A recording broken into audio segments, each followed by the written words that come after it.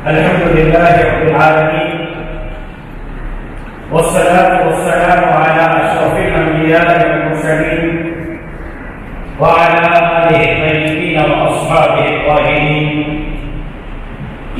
أكابر علماء الكرام، زعماء الملت، عزیز طلباء کرام، آج ہم سب یہاں اپنے انتہائی محترم اور مکرم استاد علامہ حضرت عادل خان رحمہ اللہ کے تعزیت کے سلسلے میں جمع ہیں، اور میں سمجھتا ہوں کہ بھائی مجھ سے بہتر دل کا حال کوئی نہیں جان سکتا. جو آج وقت ہم پر گزر رہا ہے، آج سے 6 سال قبل یہی وقت مجھ پر گزرا.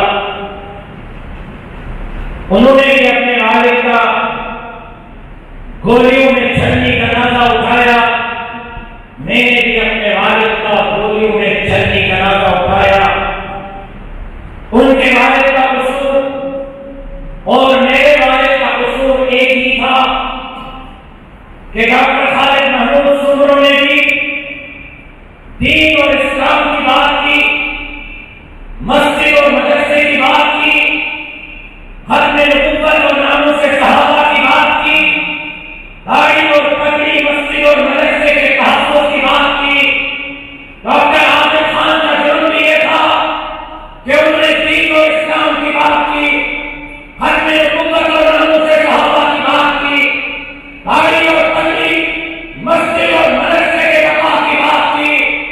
آج میرے اکابر نے ان کے خدمات میں جو ہدیہ تقریب پیش کیا ہے، ان سے بڑھ کر میرے پاس الفاظ نہیں، لیکن یہ آج ہمیں وعدہ کرنا ہوگا. آج ہم نے یہ اپنے شہداء کے خون کے ساتھ وعدہ کرنا ہوگا کہ چاہے اس ملک میں جو لا الہ الا اللہ کے نعرے پر حاصل کیا گیا، ابتدا سے لے کر آج تک اس ملک سے خون دیا گیا، لا الہ الا اللہ کے نعرے پر خون دیا گیا، اسلام کے نعرے پر خون دیا گیا، پاکستان کے نعرے پر خون دیا گیا.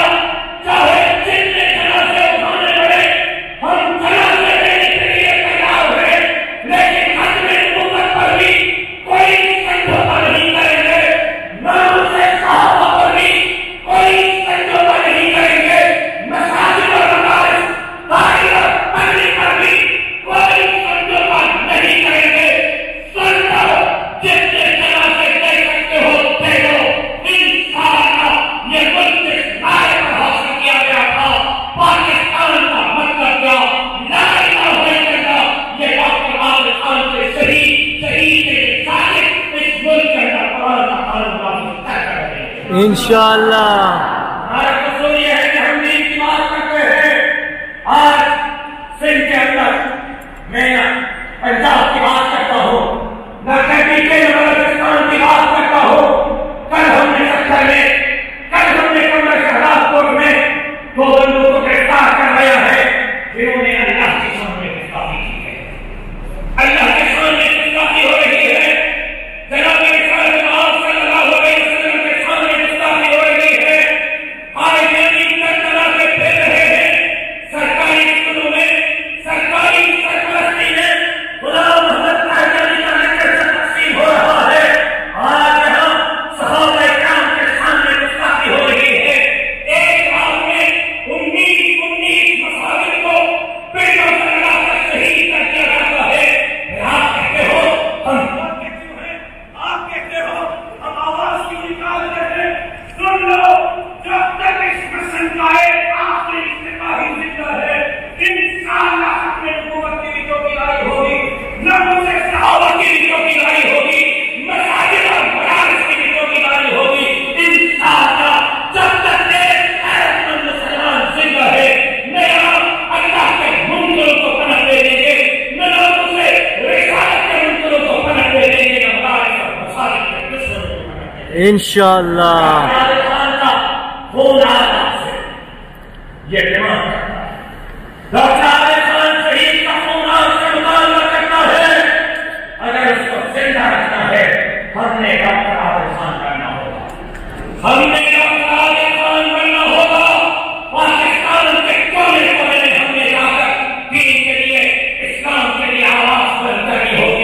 اور انشاءاللہ یہ خون گائے گا نہیں گائے گا. اس خون کے قطرے قطرے سے عادل خان پیدا ہوں گے جو اس ملک کے اندر دین کی خدمت کریں گے. اللہ ان کے قبر پر کروڑوں رحمتوں کا نزول فرمائیں.